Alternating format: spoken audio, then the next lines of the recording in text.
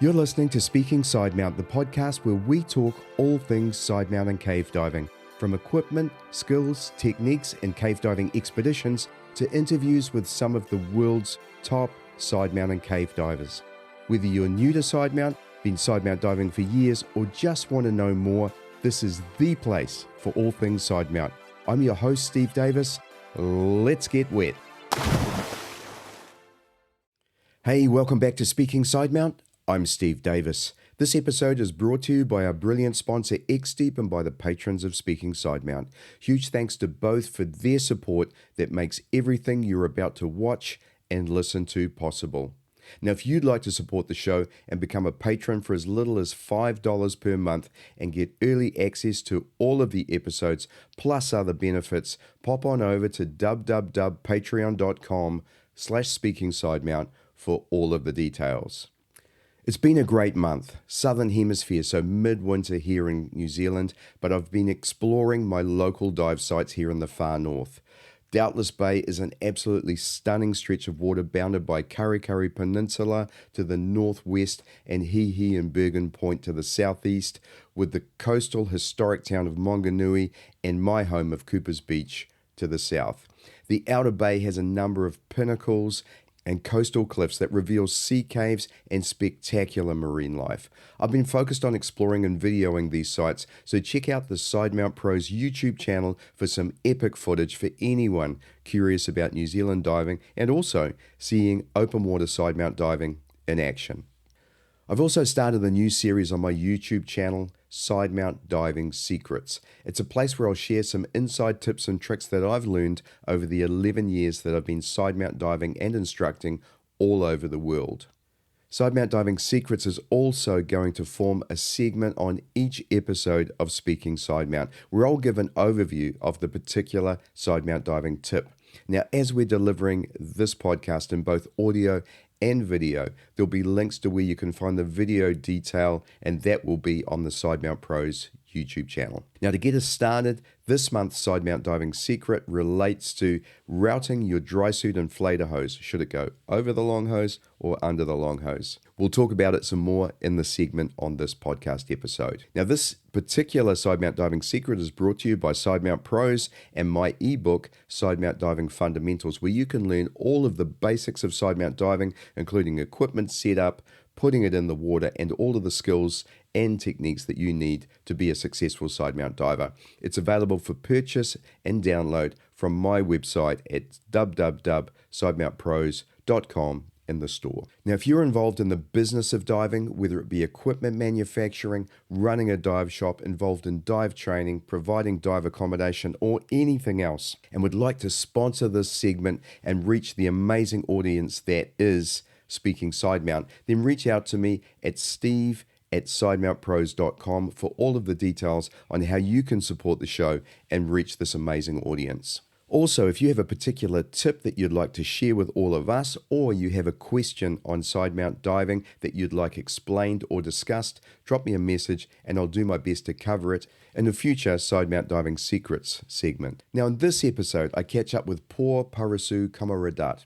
Por hails from and is based in Thailand, an absolute global mecca for all things diving, from beautiful reefs to wreck diving, and as you'll hear, there's a heap of caves and now mines being explored and opened up for suitably qualified and experienced divers. Por shares his background in mathematics and software engineering, and he transitioned from that career to full-time diving. We hear how he learned sidemount diving from Lamar Highs and went on to also train in Mexico. Paul's been a technical diving instructor for over 16 years now. I share my own experience transitioning from software into diving, and we discuss the similarities between the two fields and the importance of having mentors in diving. Paul talks about the caves and mines in Thailand and the challenges and differences of diving in each. And Paul also shares his perspective on the mine diving crossover course and how important it is to understand how mining is conducted and how mines are created to safely dive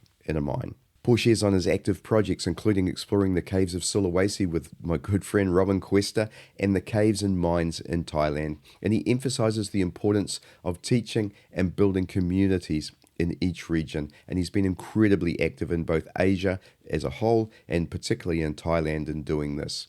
All of this and much, much more in this episode of Speaking Sidemount.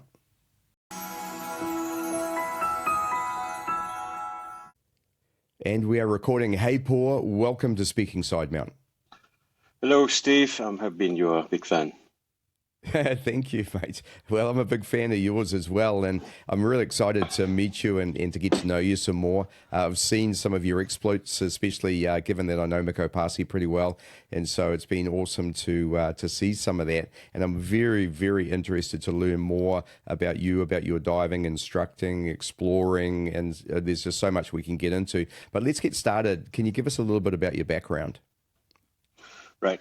I did mathematics in the college, and yes, that's not easy to find a job, by the way. So and then I became a software engineer. So I also did some little bit in computer science.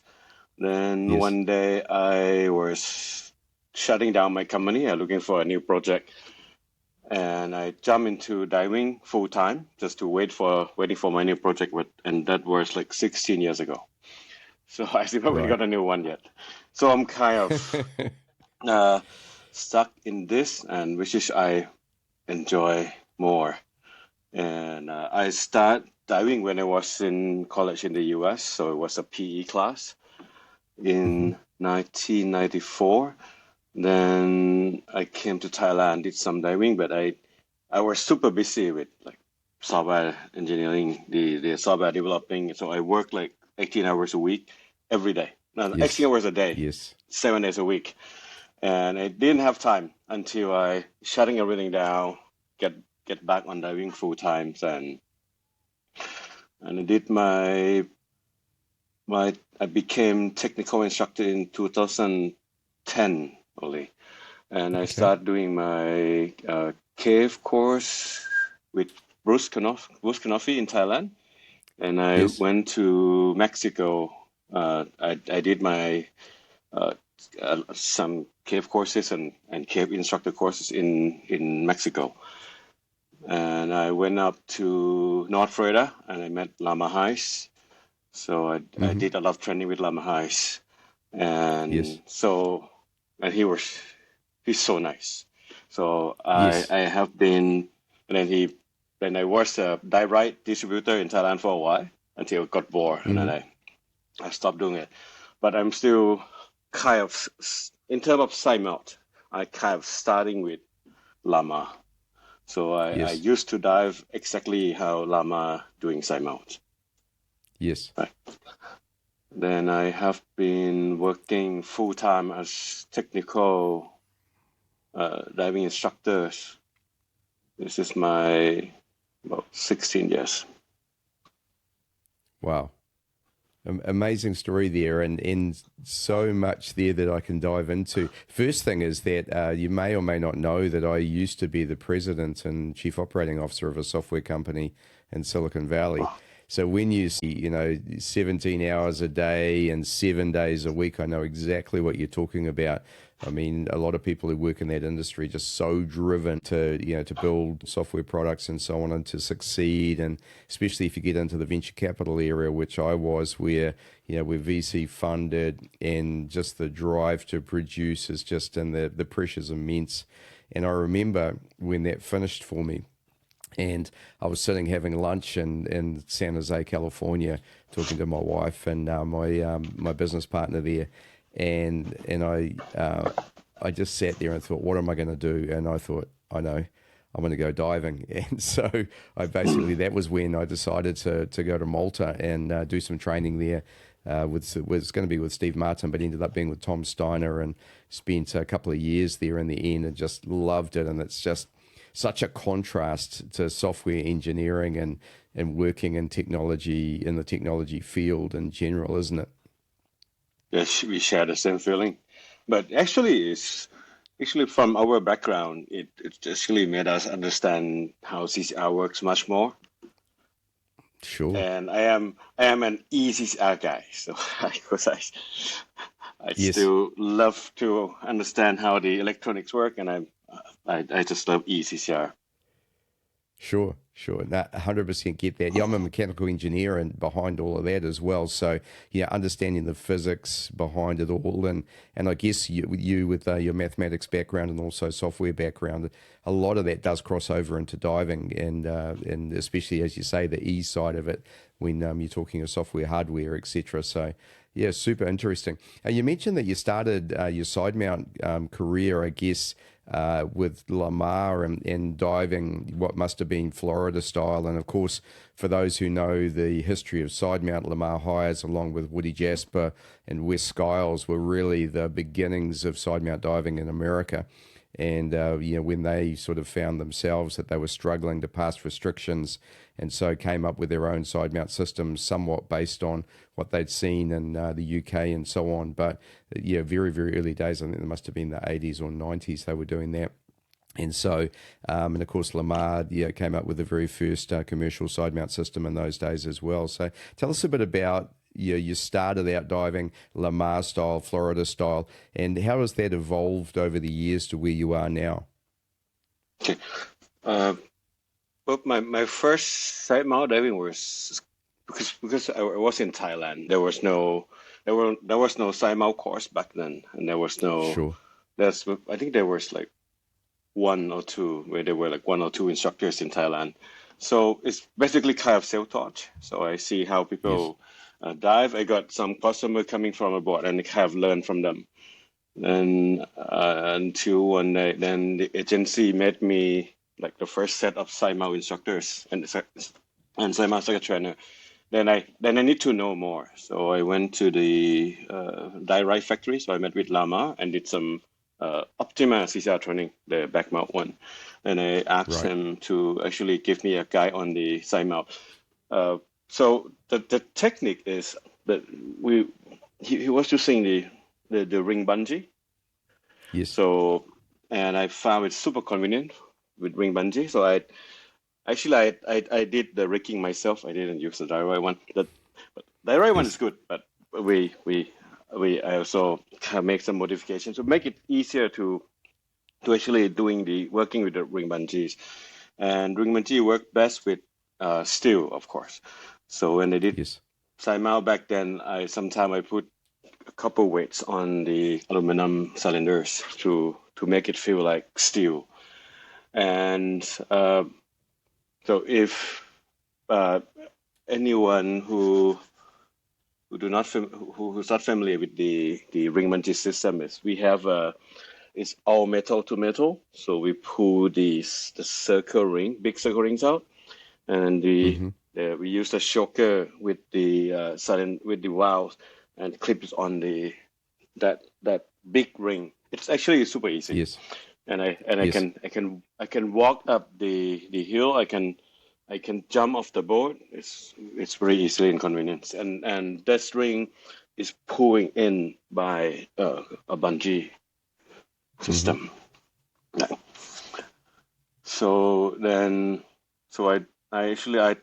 I like the way that there's no horse going behind, so everything is come up from here. So we were using left and right regulator. So when I did some expedition project, I actually using both side long horse. So they both side are coming here, so I can donate anytime without looping in the back.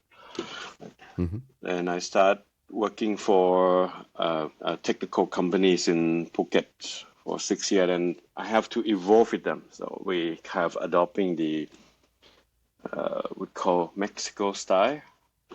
Sure. And so then I start doing using racer, using and then XDEEP. Yes. So then I went to Mexico again, and then I kind of did a workshop with my friend of how to actually doing the way. And I found it's kind of more convenience for me because the same muscle memory that I can use with Sidemount, I can use with twin set.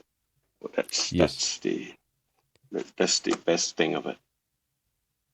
Yeah, 100%. Yeah, when I reflect back on my early interview, I think it was episode 3 or 4 with Steve Bogarts, and I asked him a lot about, how Mexico style came about, because, almost, I don't know if it was exactly the same years, but Steve was working on this in Mexico kind of a similar time or not long after Lamar was working on his systems in Florida. And of course, they came up quite different, but the way that Steve thought about it was that he was seeing a lot of cave instructors, or not cave instructors, cave divers were coming to him who were very familiar with cave diving, but diving twin sets.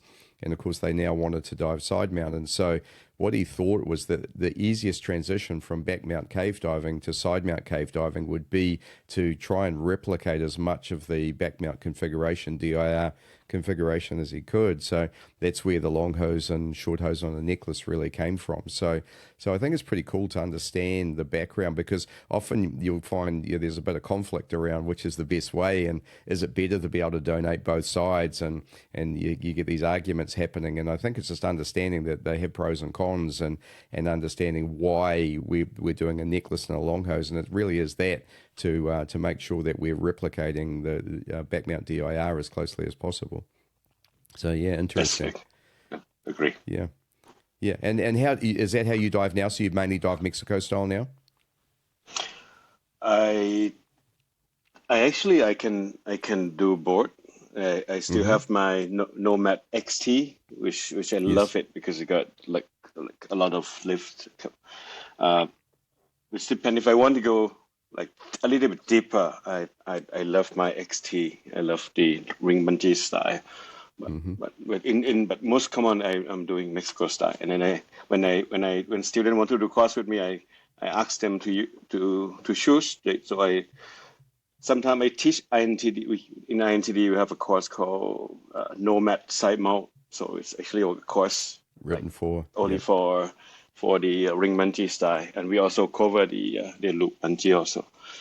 And with the new Drysuit Nomad Ray, which is you can actually do both, super easy. Yes. So I do both. Yeah, cool. It's depend on what kind of dive. Yeah, and I'm assuming you're mainly using aluminium cylinders as well? I mainly use aluminum cylinders, yes. Yeah, which makes a difference as well. Yeah, very, very cool. So tell us a bit about you started diving, you talked about sort of getting into instructing and so on. How did your instructing career grow from these early days? You mentioned you were instructing in Thailand there and started tech instructing in the 2010 sort of era. How did that evolve into where you are today? Right.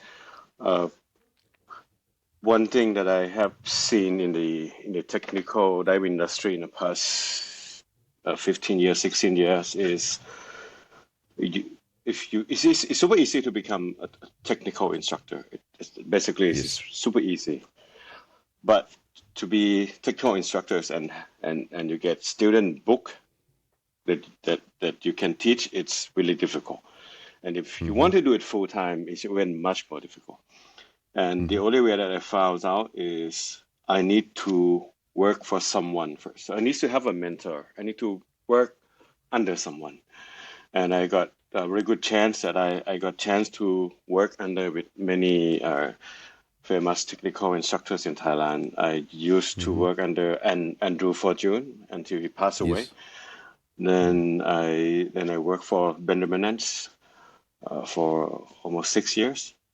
So before I can do something on my own. But when I do something on my own, I still have a lot of mentors that if I have any question, I have any problem of teaching any students, I can consult any of them. So you cannot be alone.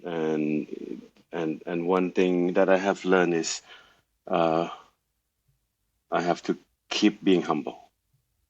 Keeping humble is the best way to be in the industry. People 100%. love humble people. Yeah. It's way better if you're humble than if you're trying to sort of build yourself up. And honestly, I mean, I've said this for a long time. It's better to let your diving speak for itself and let your students speak for your teaching and all those sort of things. So yeah, I agree with that 100%. And yeah, great way to be. Great way to be. And you mentioned mentors, and that's I agree. I think it's so important in any field or any endeavor that you choose to take up is to have people who've been there before that you can follow. It's just, I did martial arts for a long, long time, and it's the same in that. I mean, you have in the Japanese term, you have your sensei, and that's your teacher. And actually, I think the literal translation of that is the person who has been before you.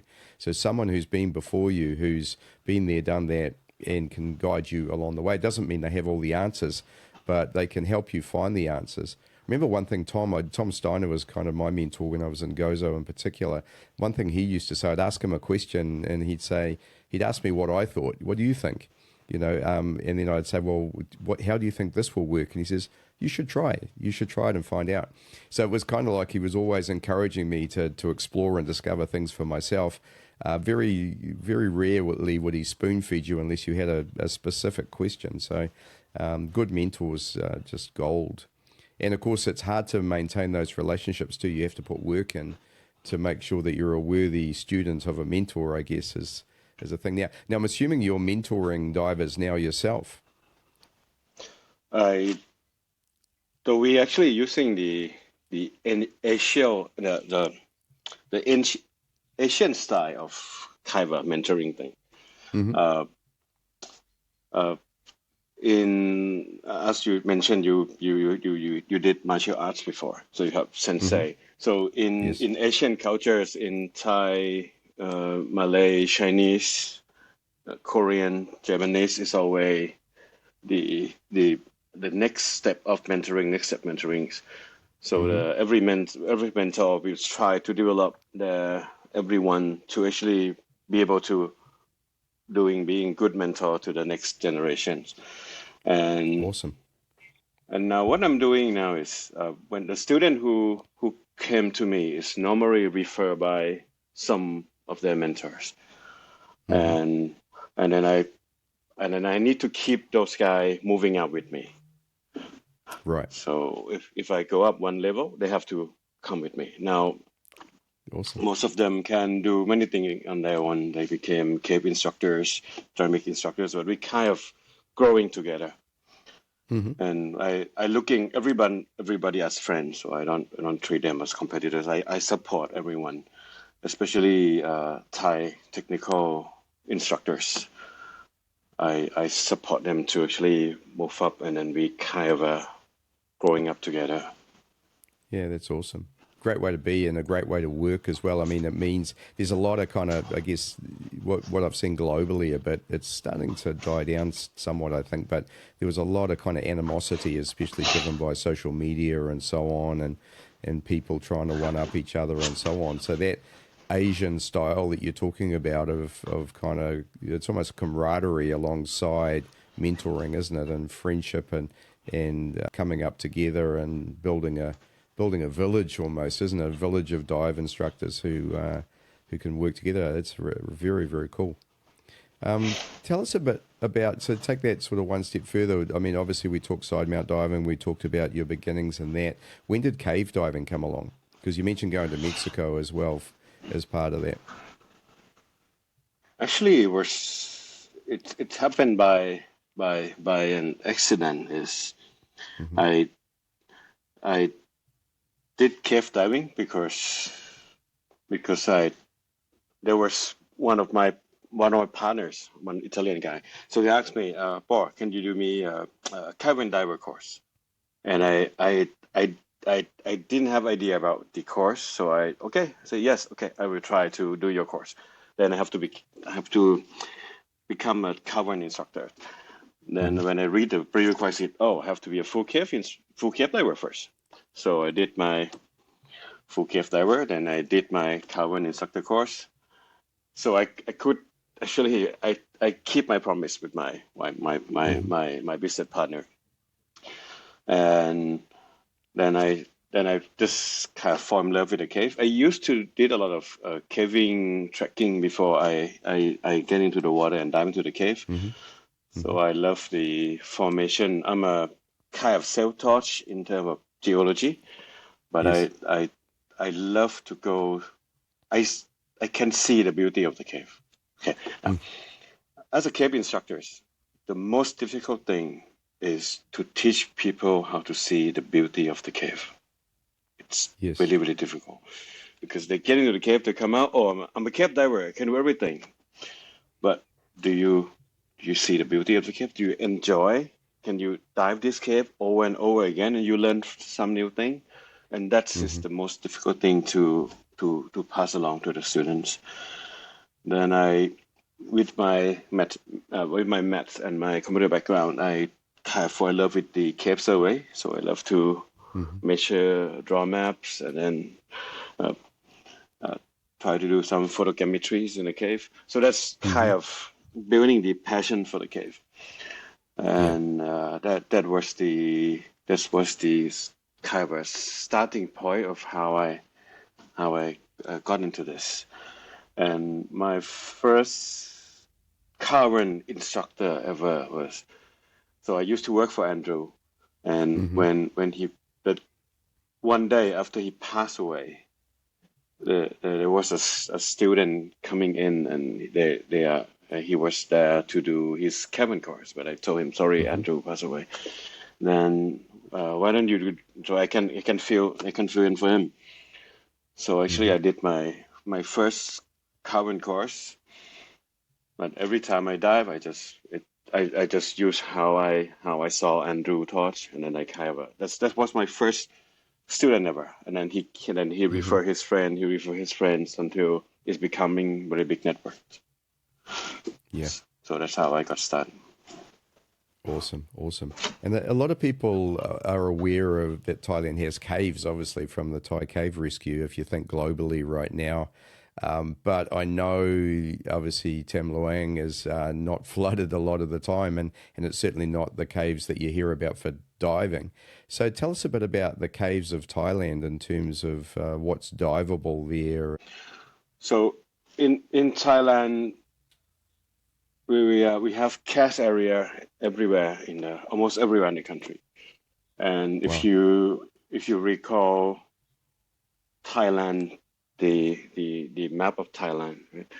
The northeastern part, it's what we call Isan, the Isan part. The northeastern part used to be a kind of volcanic island. So you got like a big brown volcanic rock, and then you have the limestone growing around the island. And then in the northern part down to the southern part, there are limestone mountains. The area that we dive mostly in the south, about 2 hours from Phuket, is in a town called Krabi. In Krabi, you have some cave in the limestone mountains, and you have some peat swamp cave system. And the coolest thing is in Krabi, there are a lot of deep sinkholes. Yes. There are deep sinkhole. There are some spring system that connect together. It's going very deep.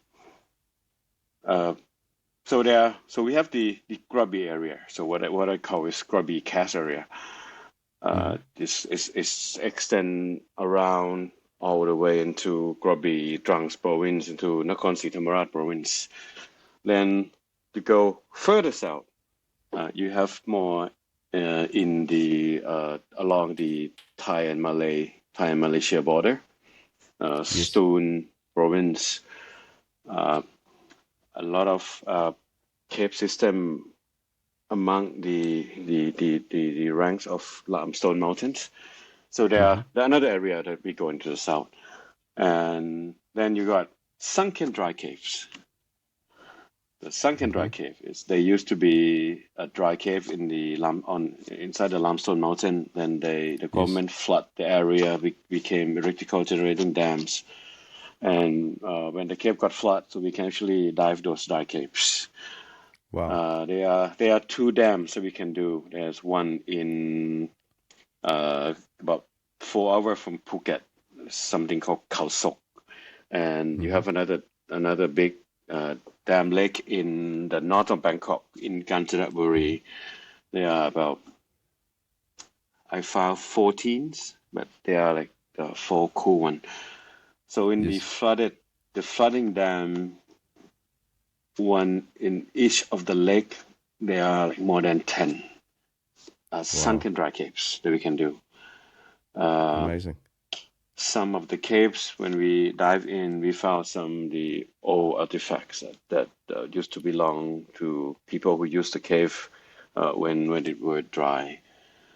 And also we got a water cave in the northern part and northeastern part, which this is one thing about Thailand is after cave, there were couple of fatalities in the national park cave, and also the cave rescue in Chiang Rai. So Thai government kind of have a rule that we cannot do any cave diving in the national park areas unless we get special permit. Right. Those special permit is not easy to get, so we need to make up the survey project. And yes, so far we got approved a couple of them. Right. So there are many caves to dive, but most of them are in national parks. And if they're in national parks area, I don't want to take risks myself. Yes. Yeah. So I when I try to go somewhere, when I heard about something, if it's in the national park area, then I'm not. I need to get like proper permit to get in. Sure. Right. So what we have been what's been working out about cave access in Thailand is there are some of the cave and sinkholes that supervised by something called community forests. I mean, the people in the village, they actually supervise it. They make rules, they collect fees, and they provide us the services. So we pay a little money. So it's some similar to Mexico Cenote right now. Yes. So that's what I'm trying to get the community, the local people to actually manage those access by themselves. And it has been very successful in the past 5 years that everybody, because the fee is not that much. Every cave diver is here, we are willing to pay, and they're happy because they have income into their village. Welcome to our very first Sidemount Diving Secrets segment, where we talk about tips and tricks that will help you to improve your Sidemount diving. Now, in this episode, we're going to cover a tip that's related to how do you connect your Drysuit inflated hose. Does it go over your long hose or under your long hose? And this came about through a video that was posted by Flow State Divers, an excellent video looking at Sidemount diving setup. And during that, they connected their Drysuit inflator, and there were some questions about whether it was the right way or wrong way. And of course, there's lots of different ways to do things in Sidemount diving. So what I decided to do was cut a video to show you how and why you might connect that hose in one manner or another. And it all comes down to where you locate your long hose when you're stowing it. Now, if you follow Mexico style, and the vast majority of divers that I know who dive that style stow their long hose above the clip. So when you think of the clip clipped onto the side of your harness, the hose is stowed along the cylinder from the first stage and along the side of your cylinder, and then it routes above the clip. Now, if you have it on the other side of the clip, on the underside, which really goes around the cylinder to the outside of the cylinder, then you're going to have it connected completely the different way. So just to summarize all of that, if you are stowing your long hose above the clip, as most in Mexico do, then you must have your Drysuit inflator above or on top of the long hose. If you stow it on the other side, then of course the long hose will be on top. That's going to be all clear when I show you in a video. So pop on over to the link that's up on here on the screen right now. That'll take you to the Sidemount Pros YouTube channel when I go into detail on this particular tip and trick, how you connect your Drysuit inflator hose based on where you stow your hose. I hope you enjoy the video. Thanks so much to Sidemount Pros, of course, to me for this particular one. I'm sponsoring this first segment, and of course it's sponsored also by my Sidemount ebook, Sidemount Diving Fundamentals, where I cover all of the fundamentals of Sidemount diving, from background on Sidemount through to how you set your equipment up, how you get it into the water, and all of the side mount skills that you need to know to be a successful side mount diver. Pop on over to Sidemount Pros, www.sidemountpros.com/store, where you can download that ebook. It's really inexpensive. I've had heaps of really great feedback on the ebook from people who've used it to help improve their diving, and I'm sure it'll help yours as well. Thanks again. Let's get back to the show.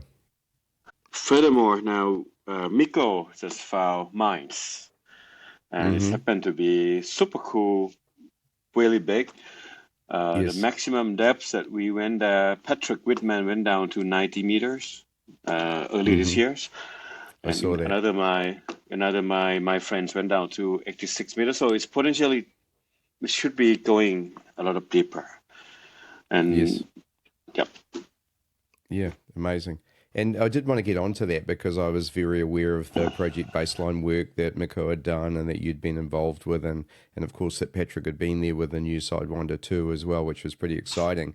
But it's I see now that there's almost as much work going into the mines as there is caves, and I was really interested to talk to you. One thing I did want to ask about, so let's get started by talking a bit about that actual mine, and tell us some more about it, about what you've found and what you're doing there. Okay.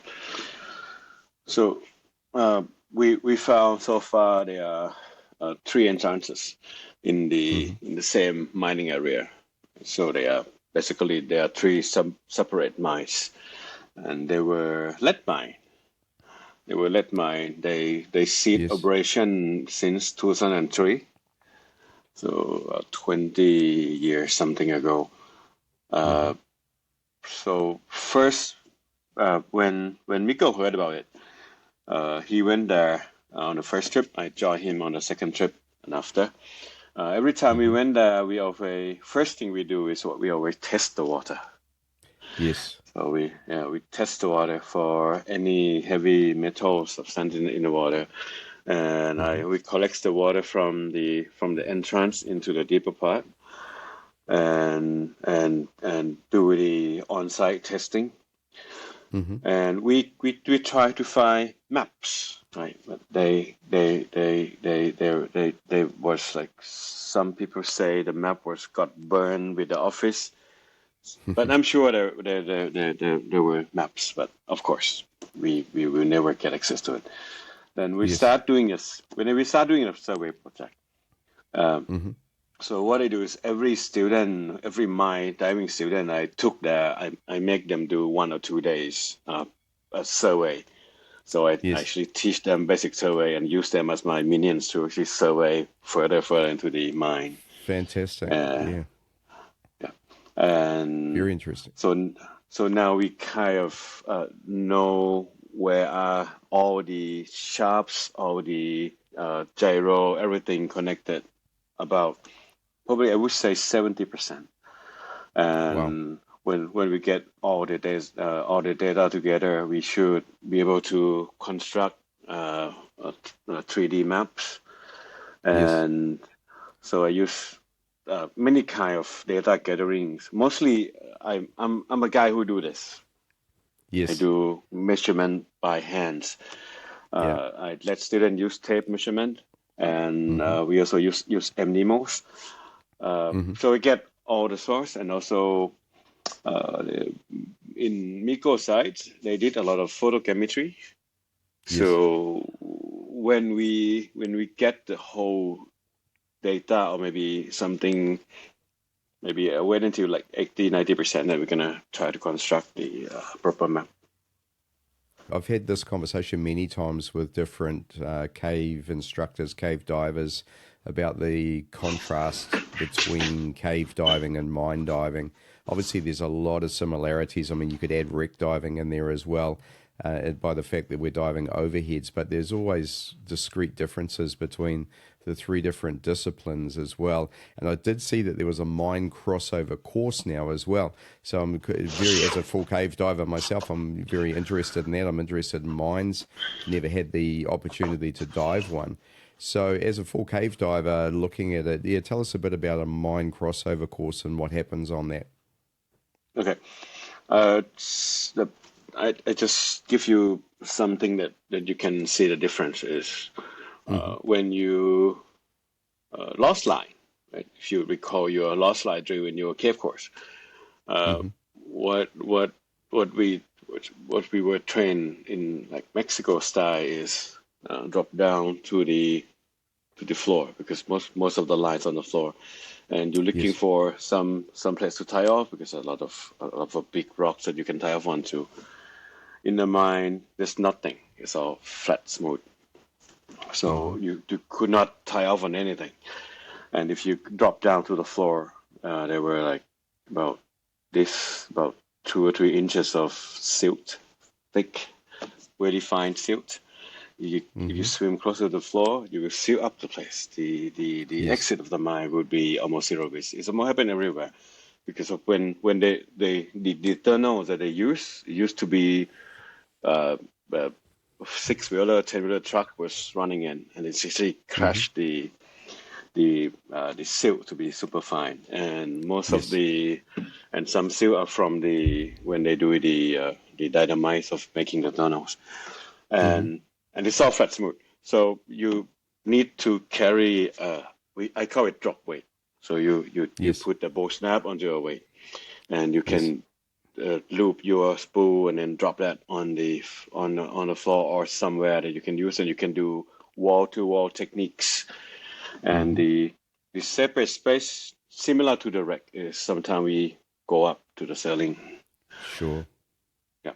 So there are some techniques. This is a little bit different, and also each mine, like the lead mine that they build a tunnel for truck to get in and load the ores out, compared to the traditional European mines, which is using railroads and carts.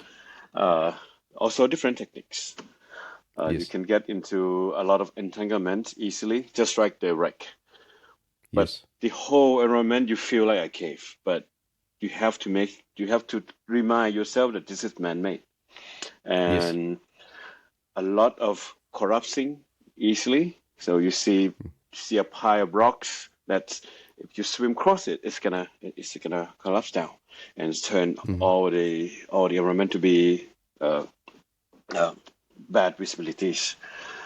And then you have to learn that when they make the tunnels, if they found kind of a really fragile part of limestone, what they do is they're gonna put about 1 meters rivets into it.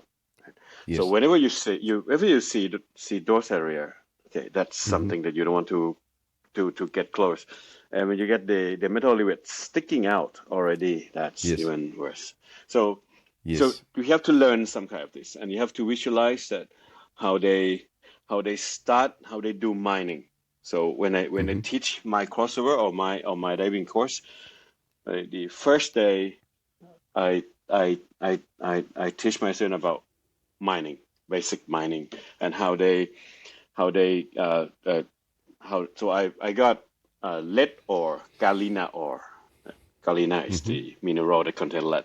So I make sure they could feel the weight between the limestone and the galena. So when we get in, we actually try to find the ore. We're actually doing some mining ourselves.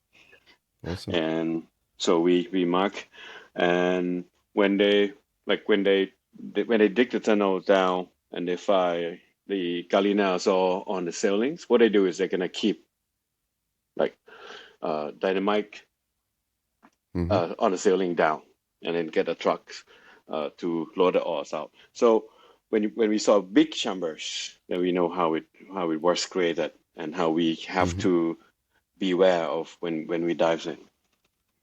Sure. And the size of passage, the 6-wheeler track, 10-wheeler track, and a small pickup truck, and man tunnels. It's and how the shaft system works and how the pipe works, because they need to, when they dig down the mine, they normally dig down under the groundwater levels, because the ore, the mineral under the aquifer is actually richer than above the water level.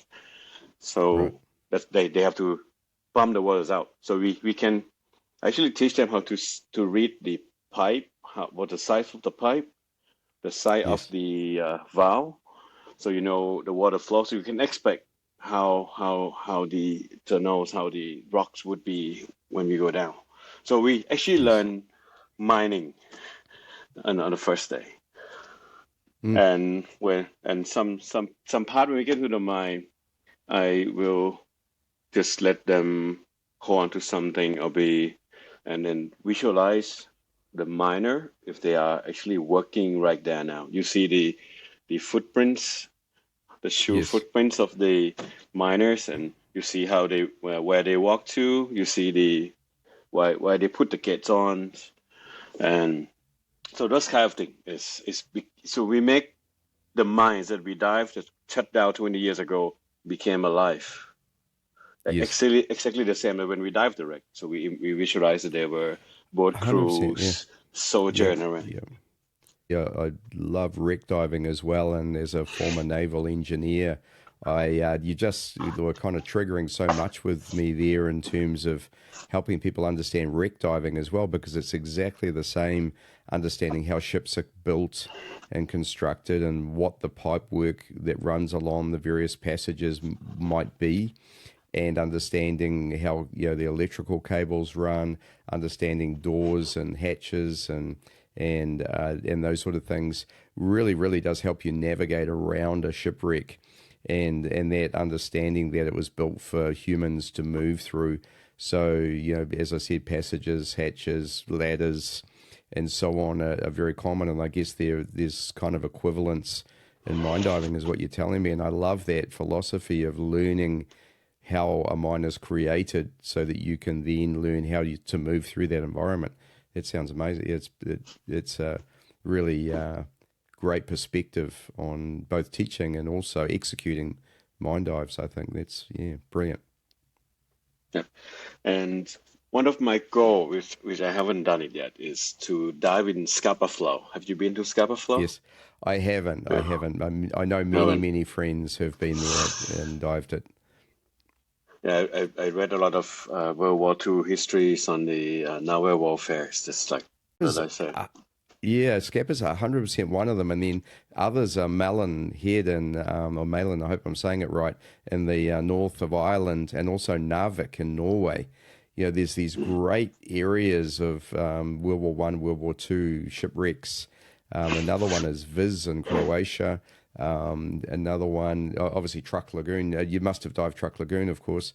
So that's these little shipwreck diving meccas of the world that I mean, I'd love to get around to a few more of them. I've dived Truck and I've dived Malta, but some of the others would be brilliant. Cold water, of course, Paul, I don't know if you're up for that, but Well, I dive in Puget Sound in Washington State before. So oh, you're okay then. Yeah. yeah. Yeah. Very cool. Very cool. So we talked a bit about the mine crossover, and we've talked a little bit about cave diving. Let's just sort of talk a bit more personally about some of the diving and exploration that you're doing. So tell us about, have you got active projects underway at the moment that you're working on outside of your teaching? Okay. Now I'm still stuck with the mine, so I need to finish up this mine project first. Before this mine, I went to Sulawesi. I think you might talk to someone With over there. You might Robin? talk to Yeah. Robin before, right?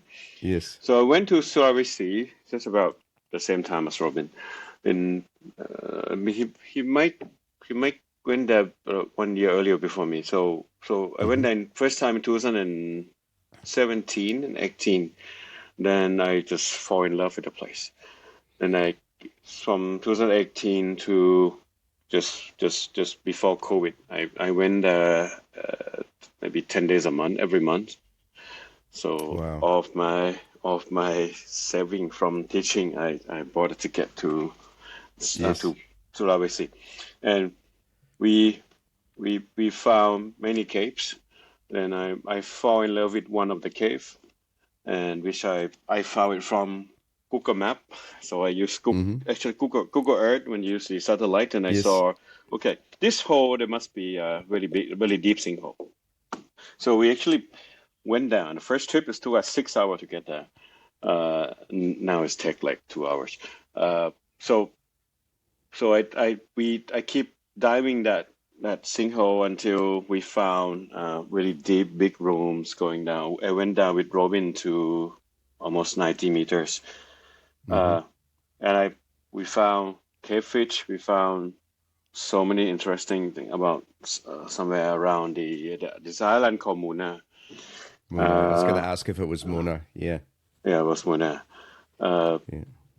Then I kept going there from after the first time that I found that cave, and every trip I always ask the guy, please give me like 2 days there. I like to make a map. I like to do some. I love when I like one cave. I like to keep really going into the same one.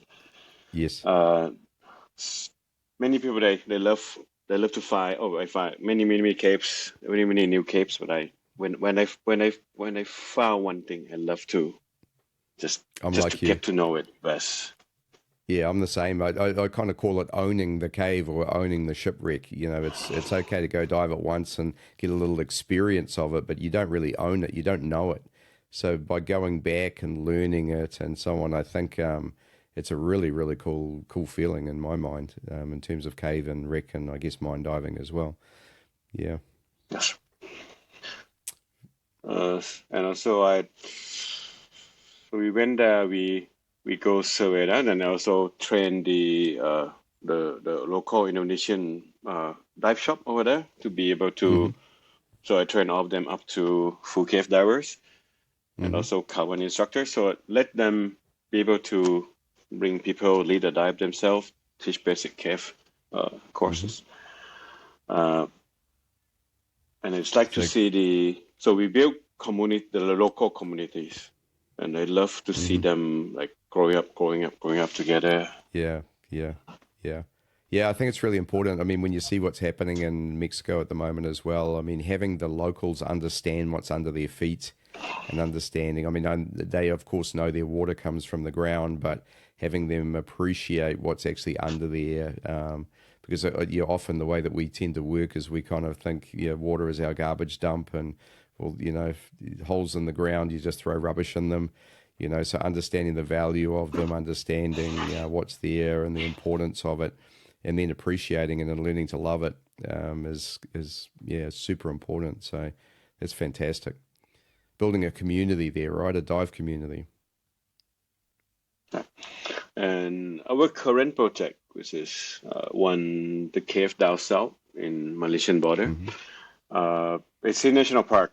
But we have already approved for survey project. But the cave can be only dive in about 3 months a year. So last year Mikko surveyed. He found 4 or 5 cave entrance around the area, and the longest one that we did, I think we laid a line inside about 3 kilometers, and it's going straight line. And it's shallow, going deep, going 30 meters, kind of too shallow again. It's we still don't know where it's gonna end. I still trying to figure out how was the formation started. Before we get into that cave, we need to swim on the surface in the flooded cave for 1 hour. Yes. Before we get into the water cave entrance. So one dive probably will take, you need about 4 hours in one dive, but it's super shallow, super shallow. Yeah. So that's going to be one of our projects are going to be, but we can only do 3 months a year because of the rainy season. Yes. Yeah, very interesting. So let's stay on the personal track. I mean, if you had to pick one dive that you've done, what's the most epic dive you've ever done? One dive, you mean in the cave or anywhere? Anywhere. My favorite dive site is not the cave. It happened to be in in that open water dive site in Pulau Mm-hmm. Wai, in Wai Island, in the most western part of Indonesia. Yes. There's a dive site called Current from Hell. Yeah, I And remember it's going down with like down current, up current, and we yes. found some sandy area. So I used my reef hook, and then I was Mm-hmm. hooking for about 1 hour, and I saw almost everything I want to see in one dive. So I Marine still life love wise. animals. Yeah, marine life Yes. wise, all kind of Wow. sharks, rays. Wow. Uh, it's super amazing. That's like Yeah. my that's the dive of my life. I Yeah. wish it to Yeah. be one of the cave diving, but that one was still the best for me And I'm until sure you've now. got many great caves. Well, look, if you had to pick a favorite cave, what would that be? For the cave, I would say Waimemba, the one that I was talking about before In Muna. in Muna. Yeah, yeah, yeah. I Everyone I've spoken to who's been there, Pete Mesley's a friend of mine, and Pete went out to do some diving with Robin and a few others, which kind of was the precursor to the Project Booting that Maria Bollarup and Ranva Yumanson and many others are working on right now. And Pete came back. I said, Pete, yeah, he's a wreck diver. He doesn't even really like caves, I don't think. And I said, would you go back? And he said, oh, in a heartbeat. He said it was absolutely stunning. So yeah, very interested to go there sometime. I and actually I did a very cool dive with Robin once. We went down Mm-hmm. to a cave called Tapasuhi. So it's a sea cave. So it's a sinkhole Yes. in the ocean. And before you get in, you have to make sure that it's have to be uh, uh, ebbing tide. Because during the ebbing tide, then the cave Mm-hmm. become spring. The flooding tide, the cave Yes. become super strong Siphon. siphonic Yeah. Mm-hmm. cave. Uh, so we were waiting till the ebbings, and then we got in and we go on the surface. The temperature was about 25 degrees, so a little bit quite cold. But when we Mm-hmm. went deeper and deeper at 50, it's turning to 28 degree, 60 meters, 35 degree, and then we were like in one super Wow. warm water. Like it's actually the warmest water I ever dived with, and so I ripped off my wetsuit right away, and then we called it dive. We get out. So we got a kind of a it's looked like a thermocline, but it's instead Yes. of cold water, it was super hot water. Yeah. So we swim out like as fast as, I mean, not as fast as we can, but we try to get away from being cooked.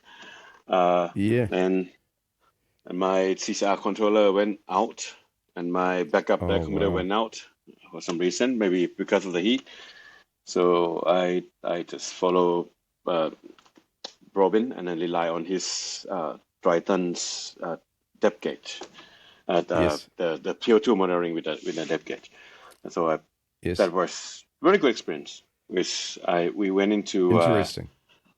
a under underwater hot geyser in the ocean. Yeah. Yeah. So But I'm assuming that's geothermal, of course. uh, Yeah. Wow. and we didn't expect before because it's 14 meter, we're still cold. And when Mm-hmm. we in the on the ways out, so I saw a lot of like ocean animal that got sucked in, Mm-hmm. and at about 50 meters to 20 meters, there are a lot of sea creatures, and there was no sunlight. There's no sunlight. So Mm-hmm. those animals are actually surveyed by the movement of the water in and out of the sea Yeah. cave. Uh, it's Wow. have a very rich environment inside, very rich ecology inside.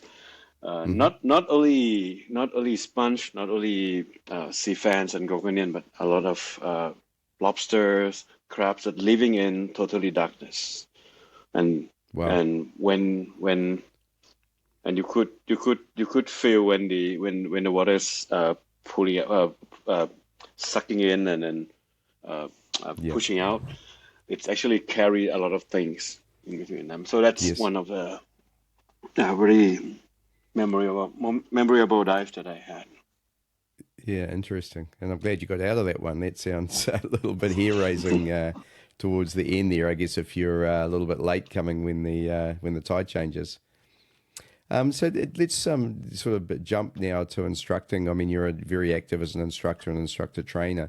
I mean, what satisfaction do you get from instructing? I mean, you've been doing it for many, many years. How do you keep the passion going as well? And what gives you satisfaction from teaching? I try to, as I mentioned before, we are growing as communities. Right? Mm-hmm. When I became full cape instructor trainers, and I try to get all my guys go up to be full cape instructors, but when they have to be better than me. So now I'm finding because I recall from my past courses, and then now I'm trying to set the criteria of how they can achieve in one of the technical instructor levels. Like Yes. now that I require all of them to do, I think you might see in my Facebook is I require all of them to do skill video. So I have to come up with skill demonstration video for all the skill that we do in the cave. I have to come up with the skill descriptions, the criteria, and we are forming the Thai Technical Diving Association, which is going to be realistic soon. Now everybody is joining, and then we're gonna try to come up with how we use standardized of cave markers, permanent cave markers in the cave, and we assign who will be the safety officers in each area, and how we're gonna supervise not supervise, but promoting the safety into wreck diving and technical divings around the area, and that's. I mean, I don't want to. I want to bring everybody up together in the regions in Thailand, Malaysia, Indonesia. Mm-hmm. Very, very good. And there's, I mean, you only have to look online to see how many outstanding divers are coming out of that. I was watching, had a look on your Facebook page just as a bit of preparation for our discussion today, and the number of short videos you've got there of little demonstrations. I was watching one, I think, which was a lost line. Must have been at cavern level, I think, because when you covered the light up, you found the cavern exit, which was interesting. And that was just really, really good, great demonstration and a good way to show those skills as well. So, yeah, that's excellent. So I talked to, we kind of missed the passion part. So tell us a bit about, you've been in the industry for a long time now, and obviously you're extremely busy teaching. And how do you keep your passion alive now after so many years? I have 2 kids. Yes. That's good answer you everything. Well, yeah, exactly. I never have holidays. I work every day, and when I teach in the day, I do online class in the night actually to keep the next course faster. I still love to see people learn. I enjoy that thing. Like first day when they come, I want to try to make sure they know they're getting better. So that's my passion, and I started my passion just every course I do, cave diving, cover, and everything. We start from the pool, always starting from the pool. And the first skill is frog kick. So I let them do how many strokes they can do frog kicks round trip in the pool, and I teach them my way. And wow, they do like 100%, 200% better, 300% better. So then they can see the achievement, and then when I saw them, they feel that they are doing things better, and then they enjoy more. And that's also my passion. Yes, yeah. And isn't it interesting, something as simple, well, we say simple, but something as simple and fundamental as a frog kick can always be improved. I remember, like, I feel as if, like, a personal story, I feel as if I've got a pretty good back kick. And I teach back kick, obviously. I've been doing it for a long time now. And then when I went and trained with Patrick, it was, well, hey, Steve, you could be doing that better. And of course, the way that we learned to try and do it better was without fins on. So understanding how much your legs have to play in a back kick, I'm very much fin driven on that. So there's always little tips and little things that you can do to improve and ways to be better. Yeah, I learned so many things diving with Patrick. He's a super cool guy. Yeah, yeah. I a little bit more about frog kick is I did my TDI IT with Steve Lewis. So Steve Lewis was my ITT. Yes. Right. And when we need to do 1,600 meters snorkeling with fins. And everybody was, we use just fin. We could not do the snorkeling. So I actually bought my Mares fin just to do that. Then Steve jumped in with his jet fin, and he was the oldest guys in the seminars. And he actually did frog kicks, snorkeling all the way faster than anyone. Yes. And then he just show, and then he taught us how to do like proper frog kick. Yep. So that was my inspiration from seeing him, how he impressed us back then, and I actually still use his technique to teach my student. Yeah, very good. I love that. So Steve Lewis is still my mentor. It's still the man. Yep. He'd love to hear that. Yep. I hope he's listening. Yeah, very, very good. The other thing that sort of comes to mind when we talk about frog kicking, because I always streamlining is a real big deal for me in terms of the way that I like to dive, and people don't realize how much of an impact streamlining makes as well. And because of course you can have as much power as you like, but if you're pushing water in front of you, it doesn't work very well. And I always sort of have the analogy of an Olympic swimmer. I mean, the Olympics are starting in a couple of weeks.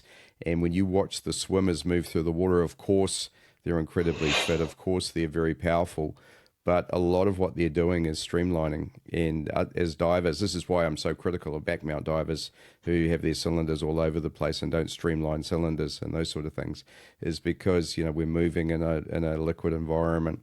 And we really should pay almost more attention to streamlining than anything else, because it has the greatest impact. It's why a fish is so fast. It's why a dolphin is so quick. And so I'm sure that's part of it, as well as making sure that you're in correct trim and that you're as streamlined as you can be in terms of your equipment. I think it's a big part of that. That's one of the most difficult part for the basic Sidemount course. I wish I could. Yeah. I wish I could teach basic Sidemount course again. I mean, now you don't do it anymore. No, I can do it, but nobody booked me for basic Sidemount course anymore. They do like cave stuff or deep stuff. Yeah, fair enough. Yeah. Fair enough. Yeah. Well, I guess there'll be some of the instructors that you're mentoring perhaps are teaching those courses as well, which is awesome. Yeah, mate. What else can we talk about? I think I mentioned many times about the Asian culture, is because I also coming from martial art, and when I train, I also using the martial art progression techniques. You do the move before you defend yourself before you fight. And so my trainings always go super slow, like really basics, until we apply it again to the environment. So I do like super progression, similar to we do the overlearning, repeats again. Just simple. Yep. Then so I start my training with something called Breathe 21. It's actually standard INTD skill, and it works in every course. So I have them be able to concentrate and focus on the trainings before we start. If I can see they got anxiety or they lose focus, I make them do it again. So it's just similar to what we trained in martial arts. So that's actually helped a lot. And if you are becoming technical instructors, if you maybe you can try doing Aikido, Jiu-Jitsu, you actually learn a lot of techniques of how you teach this thing. And one thing that I remember from what Tom told me, I asked him why INTD didn't do a lot of marketing, advertisement, and he said, "Oh, we don't need to." And I asked him why and how can I get student. Just be a good instructor. So that was I remember his reply and then his voice until today. And yeah, of course, yeah. Very good. Yeah, and that's great advice in anything, you know. Yeah, how do you get students? Yeah, be good. Of course, you've got to figure out how to get your first students, but once you're underway, your students become your greatest advocates if you do a good job, of course, and that's really what you need, is because you're only as good as the students that you produce, in my opinion. The other thing that I've always done, and I learned this in my training martial arts, was you have to learn a lot by watching. You learn a lot by doing, of course, but by observing your instructor. And a lot of students, I notice, tend to switch off and their attention sort of wavers and there's so much going on. And I sort of try to encourage people to watch me all of the time. So you watch when I'm swimming, watch and see if you can copy what I'm doing. Because quite often I was learning Aikido and it's a very difficult martial art to learn because it's extremely technical and a little bit of difference in the movement, a little bit of difference in positioning and so on makes a massive difference to the outcome. And so we used to have to learn a lot just by watching and observing and trying to replicate what your instructors were doing. I mean, it's one of the reasons that in that particular martial art, you can almost tell the student, if you see the student, you know the teacher because they look the same. And so it's quite an interesting facet of that particular art. And so, you know, and it does apply, I think, a lot to dive training and in this understanding of you're learning by repetition, learning how to do it correctly, and then repeating it many times, more than most Westerners would feel was reasonable. But that's the way that martial arts are taught in Asia, for sure. Right. It's learn how to develop the muscle memories. Learn how to, I like you have to learn defense and before you do offense. Yes. And in technical diving, we have a lot of things that you can define into, this one is your defensing skill, this one is your offensing skill. And yes. If you can incorporate them together, it become, I mean, the success of training one skill, it's easier to achieve. Yeah, and very cool. Of calm people down, humble people down. Like you have to be able to do this first before you move on. Yes. Yeah. A lot of people are in far too much of a hurry to get from one point to the next without making sure that they've bedded in their foundations. Yeah. I love the breathing part that you talked about too, in terms of if somebody's anxious on the course, doing a breathing exercise can help calm and prepare them for what they need to do. And my Sidemount system, everything is original from the factories. I never modify anything. But when you see many divers, they add special kind of D-rings, they add 3D rings, for instance, they add a lot of modification to it. But one thing that they don't really try to do is just to practice the one that you have. Maybe like when you have this, you make sure you master this before you add something new. And when they do it, when they don't like how they're doing, instead of learning more, then most people choose to buy a new one. And it's an equipment solution to a skill problem, right? Yeah, which is the best way is to pay us for more course fees than we teach you more. There you go. There you go. Exactly. I blame Andrew Goring for this, of course, at Sump UK.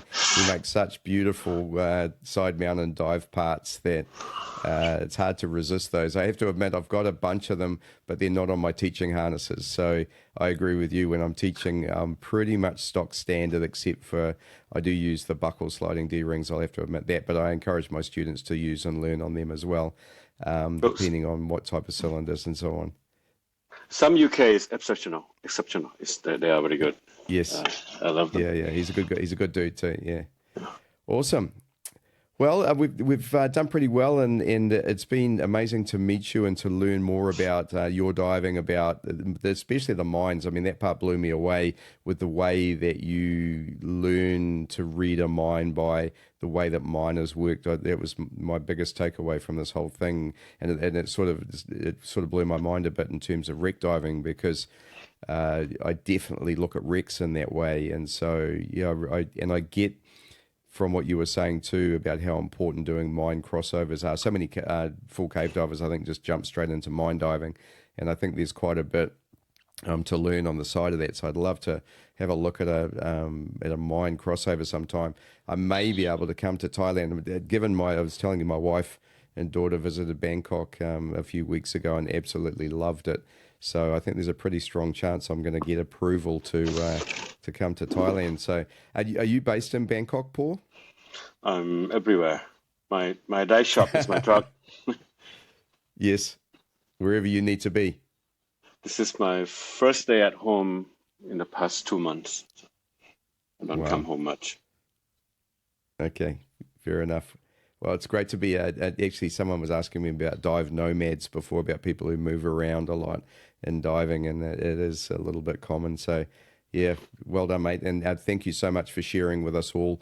As I said, I learned a lot from that, especially about a couple of areas on the edge of what I do, and some good tips there in Sidemount diving as well, and instruction. So thanks so much, and hope we can catch up sometime.